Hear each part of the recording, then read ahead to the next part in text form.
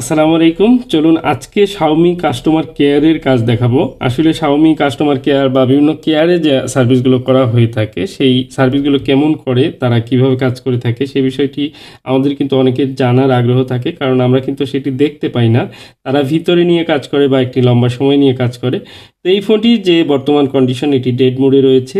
আর অনেক দিন আগে এটি কাস্টমার কেয়ার থেকে রিপেয়ার করা হয়েছিল।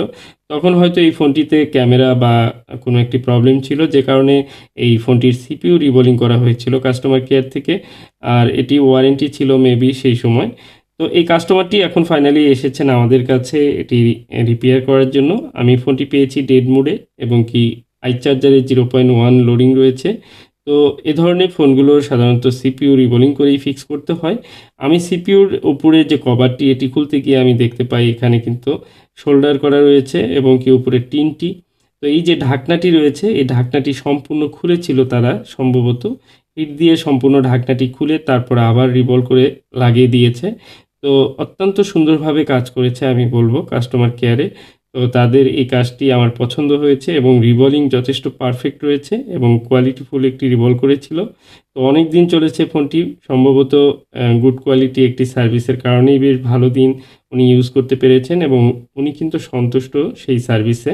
আর ভালোভাবে কাজ করলে, ভালো সার্ভিস পেলে কাস্টমার অবশ্যই সন্তুষ্ট হয়। এটি যে যেখানেই থাকুক না কেন, যে সার্ভিসই দিক না কেন, প্রত্যেকেই কিন্তু প্রত্যেকটি সার্ভিসের সাথে সে যদি আন্তরিকতা এবং নিষ্ঠার সাথে কাজ করে যায় এবং সততার সাথে কাজ করে যায়, তাহলে কিন্তু একসময় তার এই সুনাম সুখ্যাতি সেটি কিন্তু ছড়িয়ে পড়বে চারদিকে। এটিই বাস্তব।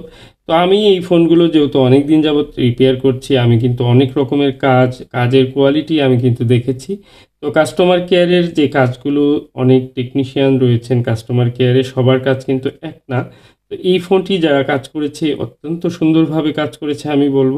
কারণ পুরো সিপিইউটি এখনও পর্যন্ত যথেষ্ট ফ্রেশ রয়েছে, কোনো ধরনের স্ক্র্যাচ নেই এবং কি মাদারবোর্ডটিও যথেষ্ট ফ্রেশ রয়েছে দেখুন। তো সবকিছু মিলিয়ে আমি আরও কিন্তু সুন্দর করে ক্লিন করে নিয়েছি, যে কারণে খুব চকচকে ঝকঝকে লাগছে। তো এই ডেড ফোনগুলো রিপেয়ার করার ক্ষেত্রে আমরা কিন্তু নরমালি কিছু রিডিং চেক করি এবং আই চার্জারের যে চার্জিংয়ের লোডিং সেটিও চেক করি। করার পর আমরা কিন্তু কম্পিউটারেও অনেক সময় সেটি কি পোর্ট করছে সেগুলো চেক করি এবং সব মিলিয়ে তারপর কিন্তু সেই প্রবলেমটি ফিক্স করার জন্য আমাদের স্টেপ বাই স্টেপ কাজ করতে হয়। অনেক সময় স্টোরেজ আইসি খুলে কিন্তু সেটি চেক করতে হয় সেটি ঠিকঠাক রয়েছে কিনা এবং কি প্রত্যেকটি কাজের যে রিকোয়ারমেন্ট, যা যা প্রয়োজন, সেই জিনিসগুলো কিন্তু আপনাকে থাকতে হবে। এ ধরনের ফোনগুলোতে অনেক সময় কিন্তু স্টোরেজ আইসি খারাপ হতে পারে। স্টোরেজ আইসি খারাপ হয়েছে সেটি আপনাকে অবশ্যই চেক করে কিন্তু বুঝতে হবে।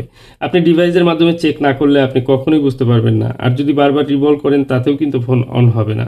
তো এই বিষয়গুলো অবশ্যই আমাদের জানতে হবে। তো আলহামদুলিল্লাহ ফোনটি অন হয়েছে, কাজটি কমপ্লিট হলো। ভালো লাগলে অবশ্যই